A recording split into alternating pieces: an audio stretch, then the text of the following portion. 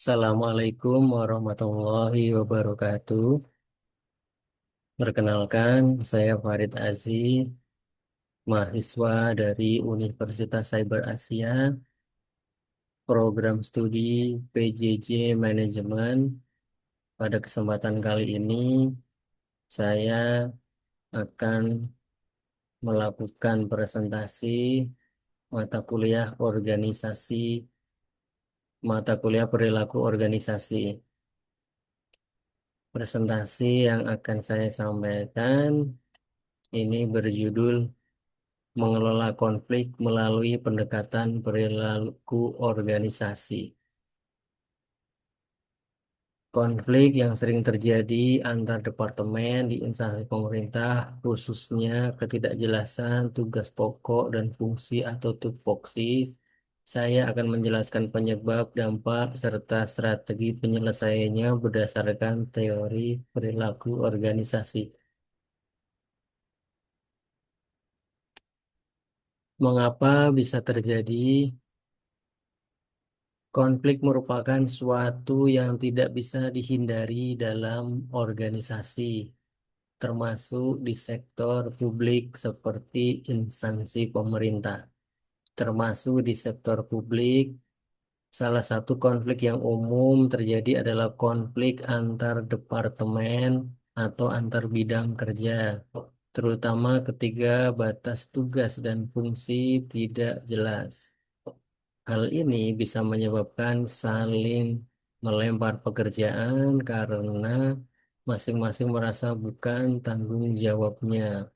Jika tidak ditangani dengan baik, konflik ini dapat menghambat pelayanan publik dan merusak hubungan kerja. Contoh kasus konflik tupoksi sebagai ilustrasi, misal ada dua bidang kerja ya, bidang A, bidang perencanaan dan bidang pelaksana. Tugas mereka berkaitan dengan tugas mereka berkaitan antara satu dengan yang lain, Departemen A perencanaan, kemudian Departemen B pelaksana. Namun tidak jelas batasnya. Ketika ada permintaan atau masalah, keduanya akan saling menghindar untuk menangani. Akhirnya pekerjaan menjadi tertunda dan konflik muncul karena masing-masing merasa terbebani.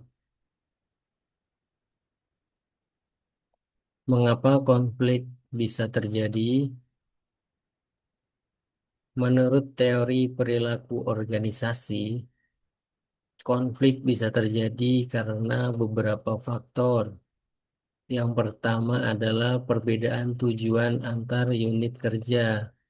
Misalnya, bagian keuangan ingin efisiensi, sementara bagian teknis ingin pengembangan menjadi maksimal. Kedua adalah ketergantungan antar bagian atau interdependensi. Suatu bagian tidak bisa bekerja tanpa bagian lain, sehingga keterlambatan menimbulkan konflik. Yang ketiga, ketidakjelasan peran atau role ambiguity. Ini yang paling sering terjadi dalam birokrasi karena SOP belum diperjelas. Keempat, persaingan sumber daya terbatas. Sumber daya manusia yang terbatas ini juga bisa menambah konflik. Kemudian komunikasi yang buruk dan perbedaan persepsi. Ketika informasi tidak disampaikan dengan baik, maka asumsi dan kesalahpahaman mudah sekali terjadi. Semua hal tersebut sangat relevan di lingkungan kerja, terutama di instansi yang bersifat hierarkis. Dampak dari konflik, dampak dari konflik ini pasti ada dampak yang bisa menjadi positif, ada juga yang bisa membawa dampak negatif. Dampak negatif dari konflik ini yang pertama adalah komunikasi akan terganggu, kinerja menjadi menurun, hubungan antar pegawai buruk, kemudian pelayanan publik pun terganggu. Kemudian dampak positifnya ini apabila dikelola dengan baik akan muncul pemicu ide-ide baru, kemudian pembaruan sistem kerja, bahkan mendorong inovasi. Kemudian jika konflik tidak selalu harus dihindari, tapi harus dimanajemeni dengan baik, ini akan menimbulkan komunikasi dan kolaborasi antara dua divisi yang berkaitan. Kemudian strategi penanganan konflik, bagaimana untuk memperbaiki penanganan konflik tersebut. Yang pertama adalah klarifikasi tupoksi dan alur kerja. Perlu ada dokumen kerja dan pembagian tugas yang jelas sehingga tidak ada tumpang tindih. Kedua, perbaiki komunikasi secara terbuka dan rutin. Komunikasi yang baik antara bidang, termasuk pelaporan berkala, ini akan memperbaiki atau menjadi salah satu dari penanganan konflik. Yang ketiga adalah kolaborasi antar pimpinan unit. Ini masing-masing bidang harus menyadari bahwa keberhasilan organisasi adalah tanggung jawab bersama dan bukan merupakan kompetisi. Kemudian mediasi pihak ketiga apabila diperlukan. Jika konflik terus terjadi secara terus-terusan dan berlarut-larut, pimpinan atau bagian kepegawaian bisa menjadi mediator untuk menyelesaikan dengan adil. Yang kelima, SOP penanganan konflik. Instansi juga perlu menyusun prosedur jika terjadi konflik agar ada jalur formal untuk menyelesaikan masalah konflik tersebut. Pendekatan berdasarkan perilaku organisasi. Dalam pendekatan perilaku organisasi, ada beberapa teori yang bisa digunakan. Yang pertama, teori interdependensi. Ini menurut Robbins menjelaskan bahwa semakin tinggi ketergantungan antar tim, semakin tinggi potensi konflik. Kemudian teori role ambiguity atau teori ketidakjelasan peran. Ketika seseorang tidak paham batas tugasnya, maka dia akan merasa frustasi dan ini bisa menyebabkan konflik internal. Kemudian manajemen konflik menurut Thomas Kilman.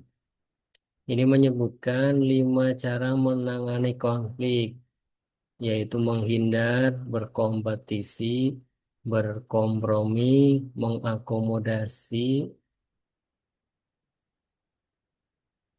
dan kolaborasi. Yang paling ideal atau tentu kolaborasi, mencari solusi bersama agar semua pihak merasa diakomodasi. Peran kepemimpinan, konflik dalam organisasi tak bisa hanya diselesaikan oleh staf.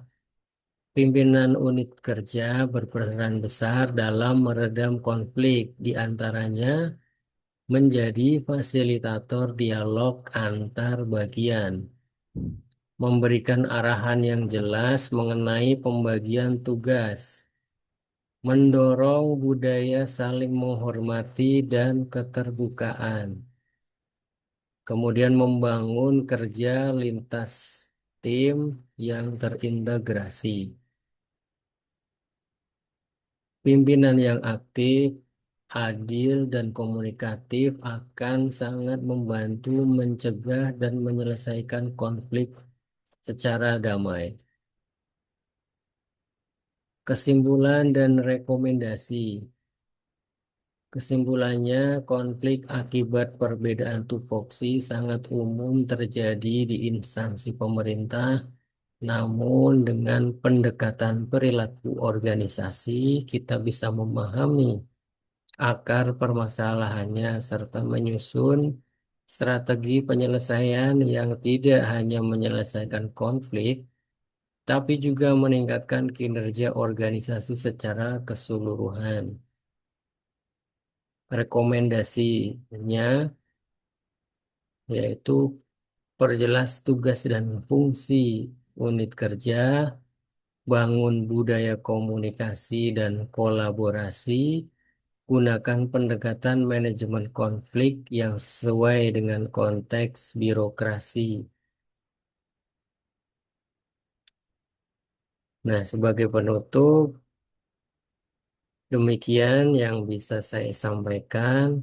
Semoga materi ini dapat membantu dalam mengelola konflik, bukan hanya cuma menghindarinya saja. Demikian yang dapat saya sampaikan dalam presentasi kali ini. Wassalamualaikum warahmatullahi wabarakatuh.